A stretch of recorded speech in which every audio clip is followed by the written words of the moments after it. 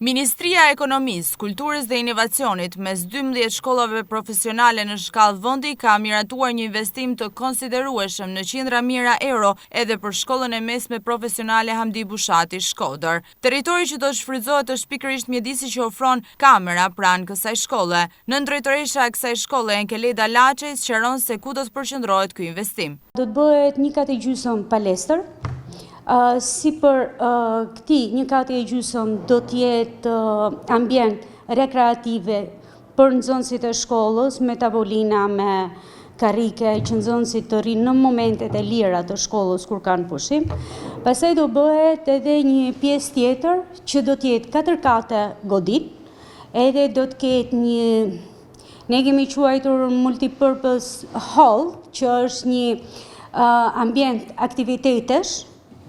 Do t'jenë një kabinet kuzhine, një kabinet pasicëriet, një kabinet restorantit, barit, do t'jetë recepcioni, dhoma hotelit, do t'jetë 2 klasa mësimore dhe gjitha janë menduar për drejtimin hoteleri turizëm. Ky investim vjen si domosdoshmëri për këtë shkollë me drejtimin kryesor hoteleri turizëm për t'ju përgjigjur më mirë këtij sektori me përgatitjen sa më shumë të specialistëve në këtë fushë. Sektori hoteleri turizmit ka shumë nevojë për burime njerëzore të specializuara edhe shumë cilësore. Dhe shkolla afron këtë mundësi, shkolla Hamdi Bushati që ka drejtimin hoteleri turizëm. Momentalisht ne kemi 670 nxënës.